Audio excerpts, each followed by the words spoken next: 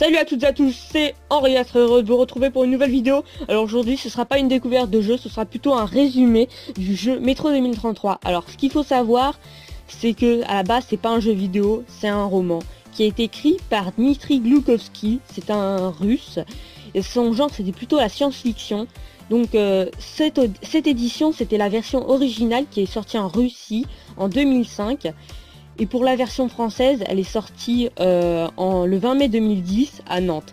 Mais on revient sur la version originale russe qui a été tirée à plus de 300 000 exemplaires mais n'a pas été très connue. Elle a été très connue surtout après son adaptation en jeu vidéo. Alors, ce qu'il faut savoir sur ce livre, c'est qu'il a été traduit dans plus de 20 langues. Il paraît pour la première fois en français aux éditions de l'Atlante. Il est suivi par Metro 2034. Donc maintenant on va après ce petit résumé du livre, on va revenir aux jeux vidéo. Allez, à la prochaine et portez-vous bien. Donc ce qu'il y a à savoir sur le jeu Metro 2033, et là c'est bien le jeu, c'est que c'est un jeu vidéo de tir en vue à la première personne post-apocalyptique et un survival horror développé par 4A Games et édité par THQ. Il est sorti sur PC et Xbox 360 le 18 mars 2010 après un développement d'environ 4 ans. Il s'agit du premier jeu de la série. L'histoire est essentiellement basée sur le roman éponyme de Dmitri Gloukovski, Metro 2033, comme je viens de vous le citer avant.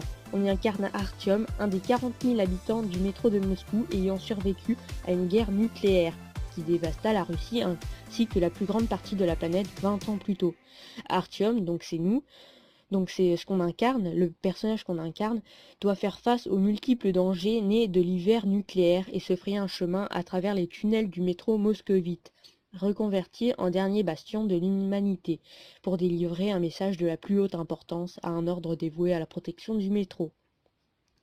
Donc à l'origine, les développeurs ayant plus tard fondé 4A Games travaillaient depuis 2001 sur Stalker, Shadow of Chernobyl, autre FPS post-apocalyptique développé par GSC Game World et édité par THQ en 2007. Cependant, à la suite des tensions internes ainsi que de nombreux retards dans le développement qui s'étendra sur près de 6 ans, une partie des programmeurs décident de quitter le studio en janvier 2006 et sans doute ils vont créer Metro 2033. Certaines rumeurs ensuite affirmaient alors qu'ils avaient emporté avec eux une version améliorée du X-Ray Engine, le meilleur propriétaire utilisé par GSC Game World et qu'ils ont contribué à développer. En février 2006, 4A Games annonce officiellement son nouveau projet, une adaptation du best-seller de Dmitri Gloukovski réalisé avec une nouvelle version du moteur. Dénommé 4A Engine, le jeu est présenté à la presse quelques mois plus tard et est alors un FPS non linéaire mélangeant phases en extérieur et en intérieur à travers le réseau du métro de Moscou. La collaboration avec l'auteur du roman sur l'histoire du jeu est également annoncée dans la foulée. En cours du développement, le jeu changea cependant de direction et le studio finit par opter pour une approche plus linéaire. En 2009, le studio conclut un accord avec THQ qui édita donc le jeu et assura sa promotion jusqu'à sa sortie en 2010. À son lancement, le jeu obtient dans l'ensemble des critiques favorables qui soulignent une atmosphère exceptionnelle, une histoire intéressante et de nombreux efforts portés sur l'immersion du joueur à travers divers éléments de gameplay.